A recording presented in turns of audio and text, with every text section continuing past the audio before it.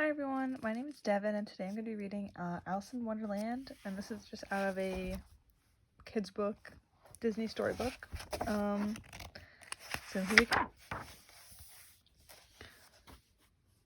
One beautiful day, a girl named Alice took a walk outside with her older sister. When they reached a riverbank, Alice climbed to a high tree branch and settled into a comfortable spot. Her sister sat on the ground and started reading out loud from a history book. It was warm outside and Alice didn't feel like paying attention. Instead, she played with her cat, Dinah. Soon she began to daydream. Alice imagined a world where animals and flowers could talk. There, everything would be nonsense and it would all be wonderful. Just then, Alice looked up and spotted a rabbit who was carrying a pocket watch. "I'm late," the white rabbit called as he ran by. Alice was curious. She climbed down from the tree and tried to catch up. "Mr. Rabbit, please wait," Alice called.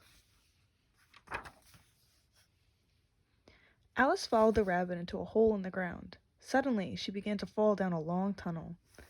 She landed in time to see the white rabbit race through a tiny door. Alice tried to go after him, but she was too big. She shut the door. "Try the bottle," someone suggested. Alice looked around, startled. It was the doorknob. Suddenly a bottle appeared on a nearby table. The label on it read, "Drink me," so Alice tried a little. All at once, Alice shrank and shrank. Soon she was so small that she could stand on the table leg. She tried opening the door, but it was locked. The key on the table was on the tabletop far above her. Then the doorknob told Alice to try a cookie that was labeled "Eat Me." As Alice ate it, she grew larger. She became her normal height and then kept getting bigger. By the time she stopped growing, Alice was enormous. Here she is. Alice was frustrated. She cried and her giant tears started a flood. For the second time, the doorknob suggested that Alice drink from the bottle. And when she did, she became so tiny that she fit inside it. Then the bottle, with Alice, floated through the keyhole. On the other side, Alice reached a shoreline and met twins named Tweedledee and Tweedledum. She listened to them recite poetry for a moment, and then she said goodbye. "You're beginning backwards," said Tweedledee. "Eh," said Tweedledum. "The first thing in a visit is to say, 'How do you do?' and shake hands."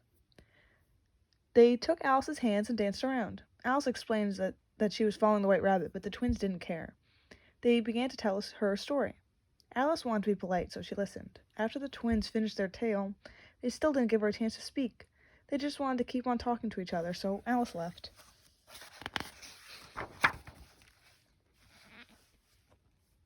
At last, Alice spotted the white rabbit in the yard of his cottage. He was worried because he couldn't find his white gloves. "I'm late," he exclaimed to Alice. She offered help, and the two went to search inside the house.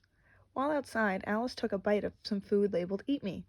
She immediately grew into a giant, and her long arms and legs crashed through the cottage's windows and doors. The white rabbit panicked. He couldn't believe what a mess Alice had made and ran to get some help. Meanwhile, Alice searched for something that would make her shrink again. She plucked a carrot out of the white rabbit's garden. As soon as she ate some of it, she shrank to a tiny size. But as far as the white rabbit could tell, Alice had disappeared. So he gathered his things and left in a hurry. Alice tried to follow him, but she couldn't keep up. After a while, Alice found herself in an unusual garden. She was delighted by all the strange things that surrounded her. Odd bugs, including bread and butterflies and a rocking horsefly, flew through the air. Most of the flowers were taller than her, and they could speak. "What kind of flower are you?" a daisy asked. "I'm not a flower. I'm a—" Before she could explain, the flowers decided that Alice was a weed, and they told her to leave the garden. Next, Alice came to a caterpillar sitting on a mushroom. "Who are you?" he asked. "I hardly know, sir," Alice answered. The caterpillar told Alice that eating some of the mushroom would help her. "One side will make you grow taller, and the other side will make you grow shorter." "Which is which?" Alice wondered out loud. She broke off a piece from each side. Alice took a bite of one side and shot up taller than the trees. She even scared a bird that was nesting in a high branch. Alice began to understand how she could use the mushroom to control her height. She took small bites of the other side. Each time she shrunk a bit more until she reached regular size. Finally, she was back to normal.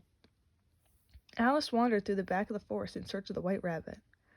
Then she saw a cat appear in a tree. He introduced himself as the Cheshire Cat. "Which way should I go?" Alice asked. "That depends on where you want to go," the Cheshire Cat said. "However, if I were looking for a white rabbit, I'd ask the Mad Hatter." "But I don't want to meet mad people," Alice said. "Oh, you can't help that. Most everyone's mad here," the Cheshire Cat replied and disappeared. Alice still didn't like the idea, but she did want to find the white rabbit, so she walked along the path to the Mad Hatter's. Alice came to a strange tea party, and the Mad Hatter and March Hare were celebrating their unbirthdays. They invited Alice to tea, where they discovered that it was Alice's unbirthday too. The Mad Hatter and March Hare gave her a cake. As Alice blew out the candles, the cake shot in the sky like a rocket. A dormouse holding a tiny umbrella floated down and landed in a teapot. Alice had never seen such nonsense. Alice was just about to leave the party, then to her surprise the White Rabbit ran by. He looked at his watch and cried, "I'm late!" After that, he ran off. Alice followed the White Rabbit, but she lost sight of him. Just as she started to lose hope, the Cheshire Cat reappeared. He showed Alice a shortcut, and she entered a fancy garden. There she watched some playing cards paint white roses red. Suddenly, the White Rabbit ran into the garden. He was there to announce the Queen of Hearts. When the Queen saw that some of the roses were still white, she was furious. "Off with their heads!" she shouted, pointing at the poor playing cards. Then the Queen of Hearts challenged Alice to an odd game of croquet, using roly-poly hedgehogs as the balls and flamingos as mallets. The Queen began to win, but only because she cheated. The Cheshire Cat suddenly reappeared. Alice spoke to the cat, but he hid himself from the Queen of Hearts. The Queen thought Alice was teasing her and cried, "Off with her head!" Alice started to run, but the Queen and her guards chased after her. Alice ran until she reached the talking doorknob once more. "I simply must get out," she pleaded. "But you are outside," the doorknob said. "See for yourself." Alice peered through the keyhole and she saw herself sitting in the tree with her cat Dinah. She realized that she was in a dream, and she wished that she could wake up. Sure enough, when Alice awoke, she was back in the tree. It was a lovely afternoon, and there wasn't a bit of nonsense. That was just fine with Alice. So that was Alice in Wonderland.